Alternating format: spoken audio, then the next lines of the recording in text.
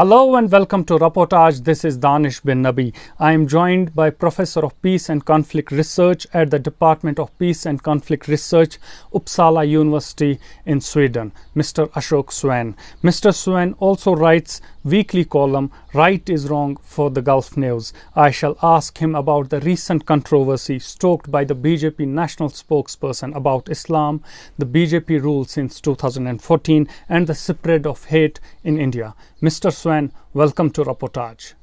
Mr. Swain, explain to me how India's political culture has changed since 2014.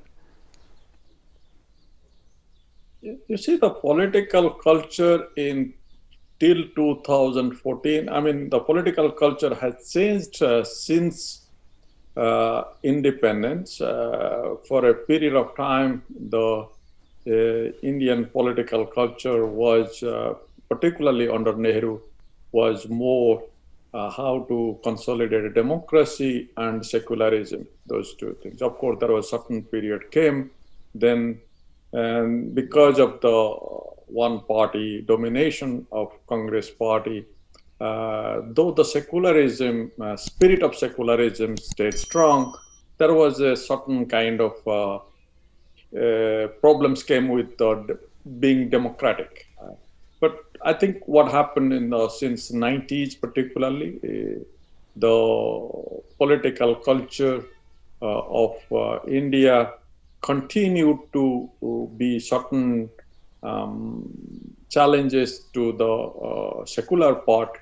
In the 90s, BJP coming to power in some way, but the major spirit of secularism didn't change that much. Whereas the democracy became a different game altogether because of the parties, coalition politics came in. It became much more interesting and much more democratic, that there are different voices, different groups got more say, different regions got more say.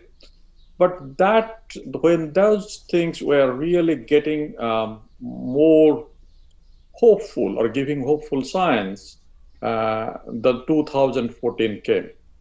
So the idea of democracy consolidating and secularism still continue to remain despite challenges, those two things really got bigger problems. The secularism was fast to go since 2014. It became absolutely as if a crime to be considered yourself secular. And when majoritarianism takes over, despite the electoral election comes and goes, that doesn't really keep the democracy in place. In a country like India, where there is diversity, there are religions, there are multi-ethnic groups and languages, so many languages, would majoritarianism work for India in the long run? You see, the majoritarianism never works. It's a short-term strategy which leads to a certain kind of capture of power in electoral means, but that will be never a long-term strategy, particularly, as you mentioned, country like India. When India has a very different ethnic, religious, geographical, linguistic differences, you can manipulate a majoritarian ideal to gain electoral majority for a certain period of time, but that will create a number of new challenges in the long run, which is not only a danger for the democracy itself, but it creates a real challenge for the nation building or the nation as a whole, as one unit. And I think this is something which is India is, despite being an old civilization, but as a country is a new project. It's only 75 years a new country as a new project. And I think that has got really being challenged in this way. Mr. Swain, there is this concept, many political pundits talk about this thing, that when NDA was under Vajpayee and Advani, it was completely different than it's today under Prime Minister Modi and Home Minister Amit Shah. Had Vajpayee got the majority, would he have behaved in the same manner as the present political dispensation of NDA is behaving? You see, there are three things you need to remember. That was the 1990s. This is 2020. The international situation and the global politics, democracy, the meaning of democracy were very different that time, 1990s to the 2020s or this decade. The second thing is we also need to remember that the BJP was in coalition partner, was dependent on other political parties, and now BJP has got the majority of its own and quite a massive majority for the last two elections. Saying that, I think the leadership, the quality of leadership matters. Vajpayee, I'm not so sure about Advani, but Vajpayee came in a mold of Nehruvian ideas. Of course, he's not a clean star. He comes from that political party, which is a majoritarian party. He has made statements which is quite diabolical in certain time. That is saying that, I think, as a human being, as a political leader, he still had that kind of pan-Indian ideals in mind. And he was more Nehruvian in that sense, that but he would have never gone to this low level of politics as I can expect. Let's talk about the Indian cinema now. The Indian cinema has drastically and completely changed in last 8 years. Is the Indian cinema also playing to the galleries of the present political dispensation? I think, you see, we have these expectations that the Indian, or we call it Bollywood, means it will behave like Hollywood. That is expecting too much. It's also like society deserves its government, society also deserves its entertainment industry. So the Bollywood industry also has its own challenges. Many of the kind of politics it plays, the kind of culture it comes from, it has to look at it, and it also wants to make the money. But I think, but there is a structural issue also. If you look at it, in the Hollywood, the Hollywood stars can openly take the positions against the president or against the majoritarianism there. They can openly do it. They have been openly doing it. That doesn't affect their career. They don't get the income tax raid or the Justice Department coming with, or FBI coming and raiding them. But that kind of things is not exactly available to the Bollywood stars. The Bollywood money, which they get it, the industry is very much controlled by it's not very formalized sector. The people, those who are giving them money, there is a lot of control. So I think it is easy for us to blame the Bollywood stars, but I think we also need to look at the kind of limitations they do operate. But what about the cinema like the Kashmir Files? Recently, the Prithvi Raj Chauhan movie has been released. How all these movies, how all these Bollywood flicks reflect on the society? I think these are the characters, those who were actually never being considered as on their talent, they were really good. The kind of people, those who were really, or they were in their end of their career. So you can see those kind of the stars or the Bollywood actors, those who have become the major poster boys or girls of this Hindutva or Hindu right wing. They were either in their end of their career, or they were not considered as, like the guy who has made the Kashmir Files, or Akshay Kumar, or even the Kangana Ranaut. These people are actually not really in the top rank in the, or at least fading in their career span. So they have, it's an easy way of when this is the popularity comes in by manipulating or getting into this kind of mainstream, what has become mainstream now, this majoritarianism. So they are taking advantage of it. And it's both, they are taking advantage of the positions, and the regime, right-wing regime, is taking advantage of they are. But you must also at the same time to realize that a large number of mega stars in Bollywood, they are still, they are not openly coming out. Sometimes they are coming out, but I think they are not with this government. A point taken, Mr. Swain. Lynching and bullying of Muslims and Dalits has become completely mainstream now in India. But now they have come to the Prophet of Islam. How do you view, how do you see the comments of the national spokesperson of BJP, Nupur Sharma, against Prophet Muhammad?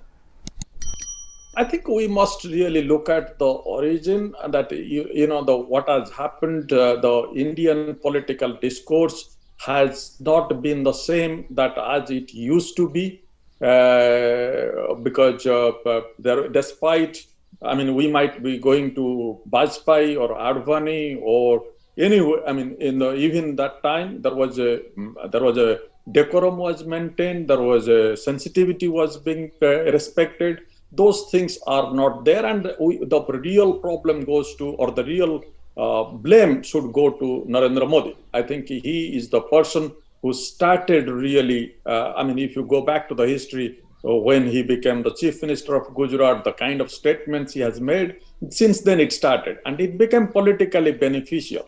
Politically beneficial when we lynch Muslims, when we criticize, or when we do take all kinds of ways to demolish mosques, to demolish their houses. It became politically beneficial. The people, those who did it, they got also politically rewarded. So that's what is encouraging these kind of political spokespersons to make these kind of statements, and they thought they will get away with it. The issue is that and as I think that the Islamic countries or the OIC countries, those who are, they didn't really, they still looked at economic interest while dealing with India or the present regime. But when they started targeting Prophet, and it became also a civil society issue in the Gulf countries, and there was a pressure on these Gulf country leaders, so that's why they started opposing it. But there is a reason why India needs to be concerned, and why the present regime is trying to still maintain a good relationship with the Gulf countries. I think we need to know that, of course, we know that there is a large number of Indian workers are working there. There is a number, money comes from the oil. We are dependent on it. But the most important thing we should remember that the Gulf countries' support is India needs on the Kashmir issue. And because Pakistan always wants to bring the Kashmir issue into the international forum, so because of the kind of, it is not with the present, it has been the old practice of keeping the Gulf countries in somehow, in certain ways with India, or making not a very clear-cut stance on the Kashmir issue. And I think that has helped. But Mr. Swain, why did it take around 9 to 10 days for the Gulf countries, starting from Qatar, to condemn such comments, to condemn such speeches from the national spokesperson of the present political dispensation? That's what I was trying to explain, that they were almost for the last 8 years, were trying to overlook what is happening in India. They are still trying to massage the ego of the prime minister, gave him all kinds of prizes. But what happened when the civil society locals and you see there was a lot of taking place among the people in the Gulf countries. And whatever, if there is no, the Gulf countries are not democratic regime, but they don't want any disturbance. They want particularly a Prophet's issue that will be really an issue which they don't want to get out of the hand. So I think that's what really forced them to come back. That's why it took a week or more time. In all this entire controversy about Islam, about our Prophet, how Indian media has played it out? What are your views about the Indian media? You see, the Indian media has become the real. I mean, there are two things which I'm really worried about. Usually, when you ask the people, they usually say, "Oh, the opposition fails." But actually, there are two institutions which have failed miserably. One is media, the other is civil society. These are the two hopes of Indian democracy, that we had a free media and we had a a much more vibrant civil society. Unfortunately, civil society has disappeared, and the media is either silent, or most of the media is not media. I mean, it's not. There is no news journalism going on. It is more of that time. At least the government had a All India Radio or Doordarshan to say that, and that it had still some decency and decorum to say what they were doing. These media houses are not only propagating government positions. That is fine, even I do really, but actually they have become the active instigator of religious hatred and the majoritarianism in the country, and that's what worrisome. The worrisome is that the media is not doing its job. Media has become a playing trumpets for the government, but also dividing the society more. But why do you think that what can be the reasons for the civil society? We can understand media is under pressure, media has advertisements and all these issues and things, but what has happened to the Indian civil society? Why aren't they at the forefront to talk about all these issues? Why are they silent? This is something actually a very important question. It needs a lot of much more investigation, because I have done some studies on the Indian civil society since 1990s, and comparing five different states. But what I think, I mean, my hunch will be now that the Indian civil society, there are two things. If you look at the civil society, they thought that, look, we have been also active in the forest sector, or the helping the indigenous people, which are tribal population, or the different civil or the students, so those kind of things.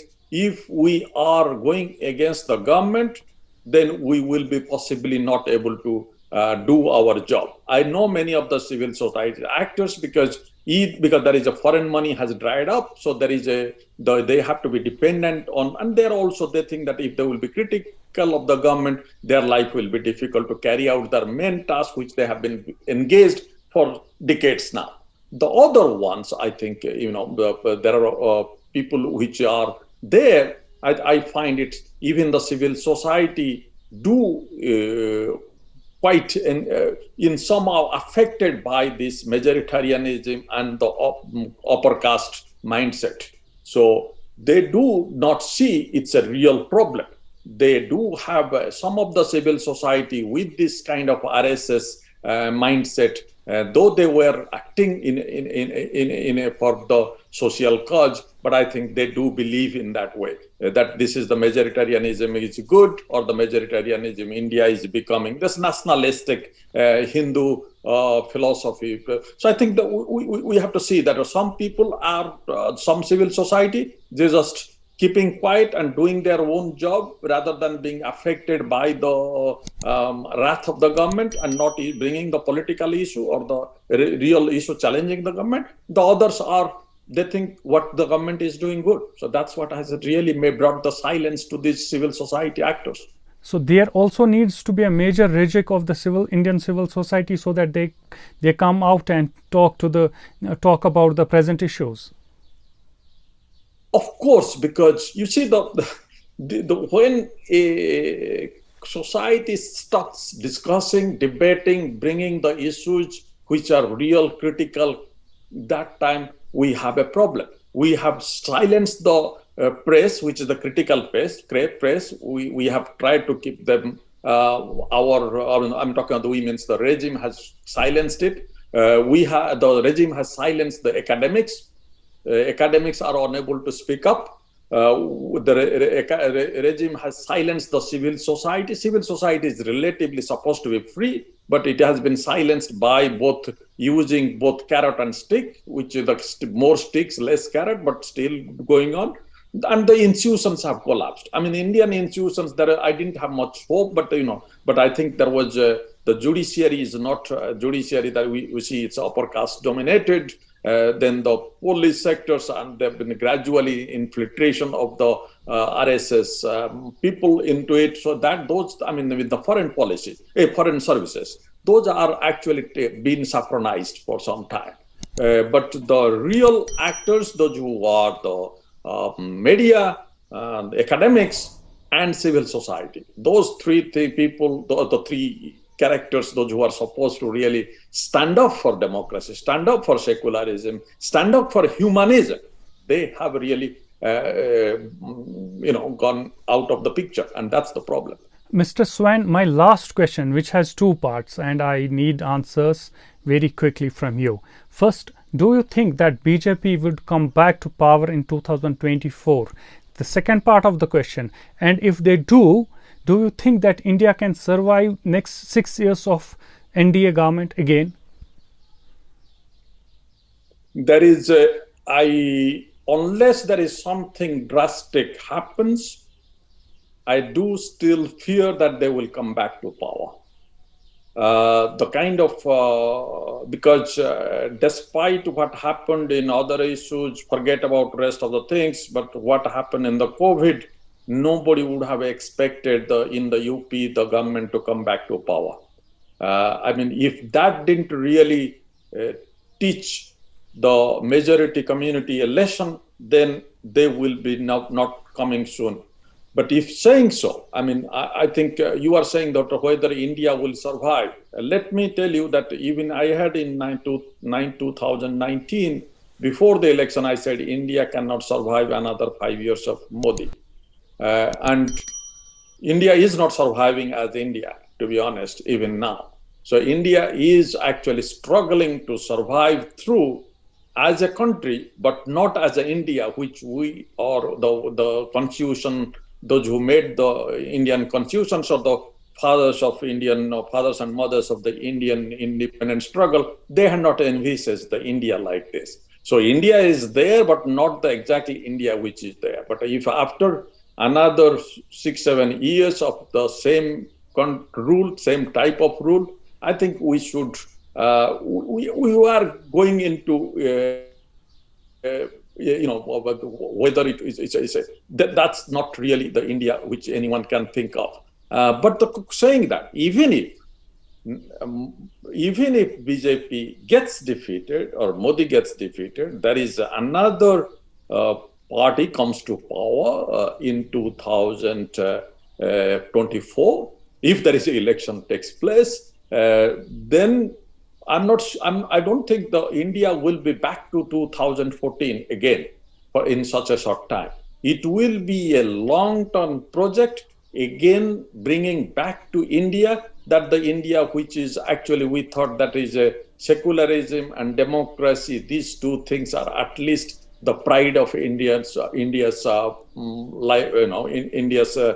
profile. That is not coming back. So, Mr. Swain, the bottom line is, even if they come back to the power, it will not be the same India the founding fathers had founded. Yes, and India is not actually has already gone into that loop, and it is not. Even if they are coming, they are not coming back to power. India is not coming back to the same spirit. Soon. It will take a long time. Mr. Swain, pleasure talking to me. Thank you very much. It's my pleasure too. Please subscribe to our channel Reportage and press the bell icon to remain updated.